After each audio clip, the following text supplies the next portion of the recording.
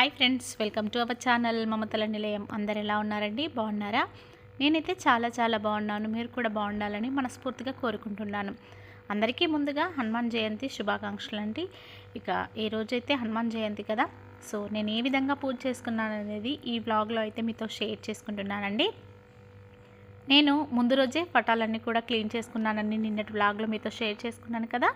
ఇక ఈరోజైతే జస్ట్ పూజ సామాను మాత్రమే క్లీన్ చేసేసుకుంటున్నాను. నాకైతే డైలీ పూజ సామాన్ను నేను క్లీన్ చేసుకుంటానండి. ఒక్కరోజు క్లీన్ చేసుకోకపోయినా నాకు దీపారాధన చేయాలనిపించదు. ఇక అసలు ఇలా లేట్ అవుతుందనేసి 2 సెట్లు తీసుకోవాలని అనుకుంటున్నానండి. ఇక పూజ హడావిడి లేకుండా చేసుకోవచ్చు కదా. సో ఇక నేను అది కూడా మళ్ళీ మీతో షేర్ చేసుకుంటాను. ఇక ఇక్కడైతే ఫస్ట్ అక్కడ ఉన్న నిన్నటి నిర్మాల్యం అంతా తీసేసి ఒక కవర్లో వేసేసి పక్కన పెట్టేసుకుంటాను. ఇంట్లో ఒక బౌల్లో కొంచెం పసుపు వాటర్ కర్పూరం వేసేసి ఇల్లంతా మంచిగా దేవుడి గదంతా తూడ్చి పెట్టేసుకున్నాను. ఇక ఇల్లు లేవగానే ఫస్ట్ ఇల్లంతా క్లీన్ చేసేసుకొని స్నానం చేసి వచ్చిన తర్వాత ఇక పూజ గదిని తుడుచుకుంటున్నాను. తర్వాత ఇక కడపలకు మంచిగా పసుపు రాసుకొని బియ్యం పిండితో ఇలా ముగ్గు వేసుకుంటున్నాను. ప్రతి పండగకి కూడా నేను ఇలాగే చేసుకుంటానండి. మరి ఈ పండగనే కాకుండా శుక్రవారం రోజు, శనివారం రోజు, బుధవారం రోజు కూడా నేను ఈ విధంగానే కడపలకు పసుపు రాసుకొని బొట్లు పెట్టుకుంటూ ఉంటాను. మా వారేమో తిడుతూ ఉంటారు, కడపలు పాడవుతాయి అది ఇది అని. కానీ నేను అవన్నీ ఏమీ పట్టించుకోను. డైరెక్ట్ ఇలా పసుపు రాసుకొని నాకు పూజ చేసుకుంటేనే చాలా ప్రశాంతంగా అనిపిస్తుంది. కావాలంటే మళ్ళీ పసుపు ఎల్లో కలర్ వేసేసి నేను ముగ్గులు వేసుకుంటాను, కానీ ఇలా నేను పసుపు అయితే రాసుకుంటాను అంటే ఇక తను కూడా ఏమన్నారు, సర్లే నీ ఇష్టం అని అన్నారు. ఇక ఇక్కడైతే బొట్లు పెట్టేసుకుంటున్నాను.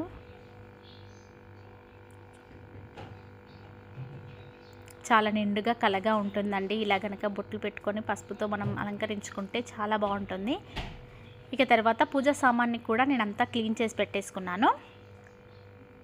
ఇక్కడైతే ఫస్ట్ తమలపాకులను తీసుకొచ్చినానండి. ఇలా హనుమంతుల వారికి తమలపాకులతో మాల వేస్తే చాలా మంచిది కదా. సో అందుకోసం అనేసి తమలపాకును మా చెట్లకే అంటే ఇప్పుడే జస్ట్ వస్తున్నాయండి. ఇక ఫస్ట్ హనుమంతుల వారికే సమర్పిద్దామనేసి ఆకులను అయితే తెంపుకొచ్చేసి క్లీన్గా వాష్ చేసి పెట్టుకున్నాను. తర్వాత నా దగ్గర ఇలా లక్ష్మీ అమ్మవారి విగ్రహం ఉంటుంది. ఆ విగ్రహాన్ని కూడా మంచి వాటర్లో ఇలా కడిగేసి పక్కకు పెట్టేసుకొని ఆ అమ్మవారికి కూడా గంధం బొట్లు, కుంకుమ బొట్లతో అలంకరించుకుంటాను. ఇక్కడ ఈ కాయిన్ వచ్చేసి నేను భద్రకాళి అమ్మవారి టెంపుల్లో తీసుకొచ్చుకున్నానండి. 100 రూపీస్కి కాయిన్ ఇస్తారు. ఈ కాయిన్కి ఒక వైపేమో భద్రకాళి అమ్మవారు ఉంటుంది, ఇంకొక వైపేమో శ్రీచక్రం ఉంటుంది కదా, అది ఉంటుందన్నమాట.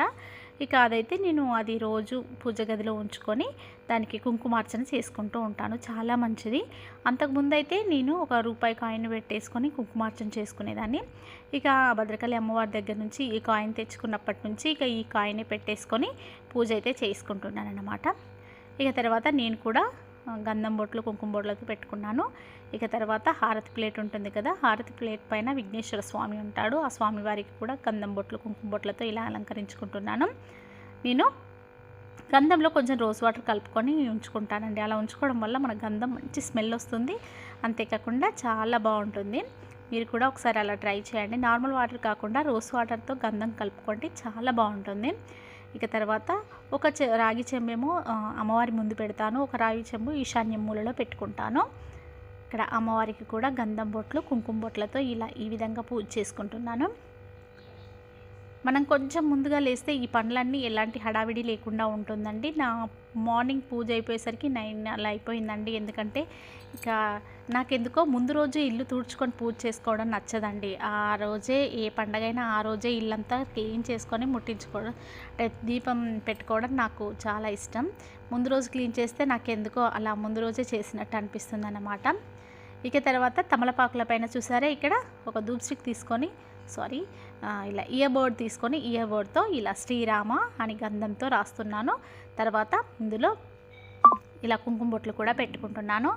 ఇలా గనక మాల కట్టుకొని ఆ ఆంజనేయ స్వామికి సమర్పిస్తే మనం కోరుకున్న కోరికలు నెరవేరుతాయని ప్రసిద్ధి అండి. మన హిందూ ధర్మం ప్రకారం ఇలా ఆంజనేయ స్వామికి తమలపాకు మాలను సమర్పిస్తే మన జాతకంలో ఎలాంటి దోషాలున్నా కూడా తొలగిపోతాయంట. కాబట్టి ఆంజనేయ స్వామికి తనని ప్రసన్నం చేసుకోవడానికి ఈజీగా ఒక మార్గం చెప్పాలంటే శ్రీరామ అంటే ఆ ఆంజనేయ స్వామి కరుణిస్తాడంట అండి. సో అందుకోసం అనేసి నేను అయితే ఇక్కడ ఈరోజు తమలపాకులతో శ్రీరామ అని రాసేసి ఆ మాలనైతే స్వామివారికి సమర్పించాను. ఈ ఆకులను మీకు 5, 11, 21, 41 ఇలా బేసి సంఖ్యలో మనం స్వామివారికి సమర్పించాలి.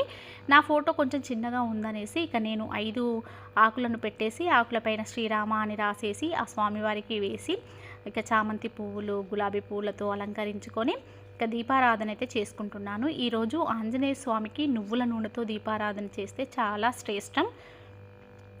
ఇక ఇక్కడైతే నేను మంచిగా చామంతి పూలు, రోజ్ పూలతో మరియు తమలపాకు మాలతో స్వామివారిని అలంకరించుకొని దీపారాధన ముగించుకున్నాను. ఇక రాగి చెంబులోనేమో పసుపు, కుంకుమ, హారతి బిళ్ళలు అవన్నీ కూడా వేసేసుకొని అమ్మవారికి ప్రీతికరమైనవి వేసుకొని ఆంజనేయ స్వామికి అరటి పళ్ళను సమర్పించి ఇక దీపం, ధూపం, నైవేద్యం సమర్పయామి అని చెప్పేసి హనుమాన్ చాలీసాను చదువుకొని నా ఈరోజు పూజనైతే ముగించుకున్నానండి. హారతి పాట పాడుకున్నాను. నాకు వచ్చిన హారతి సాంగ్స్ అయితే పాడుకున్నాను. ఒకవేళ మీరు మార్నింగ్ ఈరోజు పూజ చేసుకోలేకపోతే కనీసం ఈవినింగ్ అయినా ఇలా పూజ చేసుకోండి, చాలా మంచిది. స్వామివారికి అరటి పండ్లంటే చాలా ప్రీతికరము. సో కాబట్టి నేనైతే ఈరోజు స్వామివారికి అరటి పండ్లను నైవేద్యంగా సమర్పించాను. 5 అరటి పళ్ళను నైవేద్యంగా సమర్పించి ఇక ధూపం, దీపం, నైవేద్యం సమర్పయామి స్వామి అని మనసారా మొక్కుకొని ఓం శ్రీరామ రామ రామేతి రమే రమే మనోరమే సహస్రనామ తత్తుల్యం రామనామ వరాననే అనే సూత్రాన్ని 11 సార్లు చదువుకొని ఓం శ్రీ ఆంజనేయాయ నమః అనుకుంటూ 11 సార్లు ఆ మంత్రాన్ని కూడా జపించి హనుమాన్ చాలీసా చదువుకొని నా ఈరోజు పూజనైతే ముగించుకున్నానండి. చూసారా, ఇంటి ముందు ఇలా ముగ్గులతో వేసుకొని పసుపు కుంకుమతో అలంకరించుకొని ఇల్లంతా కలకలలాడుతూ ఉంటే అమ్మవారు మన ఇంట్లోకి ప్రవేశిస్తారు. అంతేకాకుండా మన ఇంట్లో ఎప్పుడు కూడా పాజిటివ్గా ఉంటుంది, నెగిటివిటీ లేకుండా ఉంటుందన్నమాట.